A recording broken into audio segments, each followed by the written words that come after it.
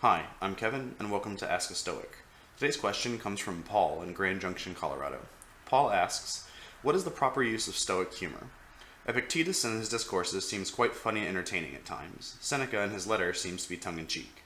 How can a Stoic use humor virtuously according to our nature? Are there uses of humor that are un-Stoic? Could there be such a thing as a Stoic comedian? There definitely is Stoic humor. I agree with you that Epictetus' discourses often come across with some humor that I think is intended. If we look to a broader Hellenic culture, we see that the Cynics also used humor to relay messages, and since the Stoics are descended from the Cynics, it's reasonable that that would have carried through as well. Specifically, I'm thinking of the Crea involving Diogenes. Three specific ones come to mind. One of which is Diogenes meets Alexander, and Alexander comes to him and says, Diogenes, is there anything I can do for you? What can I do for you? He's so impressed with Diogenes' character. And Diogenes looks up at him and he says, would you mind standing out of my sunlight? He's trying to sunbathe and enjoy that natural pleasure.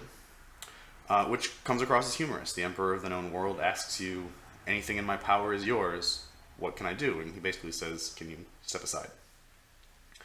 The other that relays, I think, a more important message, and this one may have less historical veracity than others, is Alexander walks through and sees Diogenes digging through like a pile of offal, of bones and refuse and trash. And he says to Diogenes, what are you doing? And Diogenes looks at him and he says, I'm looking for the bones of your father, but I cannot distinguish them from the bones of a slave. Which gives everyone kind of a tinge of humor. And the third that came to mind, Diogenes talks about how the internal state of people is so precarious that it can be dissuaded by something incredibly minor, such as which finger is used for a task. So Diogenes says that he can walk through the marketplace like this all day long, and people might look at him, but no one will be angry, no one will offer him violence. He can walk through the marketplace with a single finger raised in the air, and it disturbs no one. But if he walks through the marketplace with this finger raised in the air, everyone he meets will fly into a rage. They'll be insulted, they'll want to offer him violence, to beat him up. And so our mental state is so fragile that the difference between an index finger and a middle finger basically determines this external event, how we're living our lives on the planet, which is a play on humor, I think. So I think there's definitely a case to be made for classical examples of Stoic humor. Additionally, I think humor is an excellent way to soften the blows of philosophical discourse. At the core of philosophy, what we're doing in our own lives is saying, hey, we recognize we're doing certain things incorrectly, we're trying to correct them. So when people may ask us, hey, why do you do something in this way? We have the opportunity to possibly show them something new or to help them correct their own behavior. Unlike the Cynics, I don't know that it's quite our role to stand on the street and harangue people, but I think it is our role to help people if we're asked. And humor can be a way to skirt around that without giving undue offense, which I think is in line with maintaining our social roles. So the last part of your question, are there uses of humor that are un-Stoic? And I think, yeah, definitely that's the case.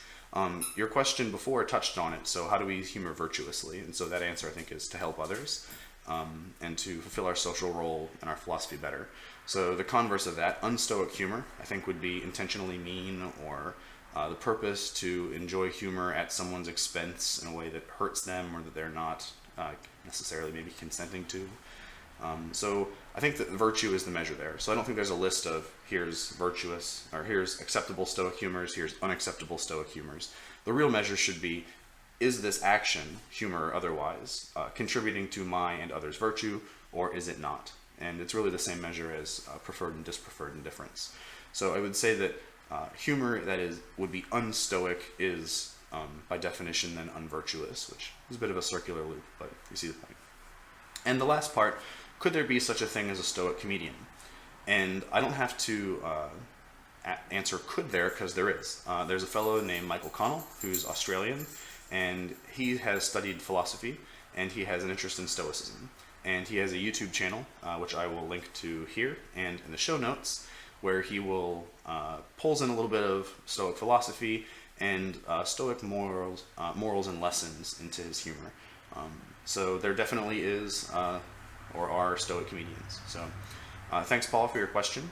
Remember, if you have your own questions, you can submit them at mountainstoic.wordpress.com. Click Ask a Stoic on the left and use the form there, or you can leave them in the comments. Thanks for watching, and fate permitting, see you next time.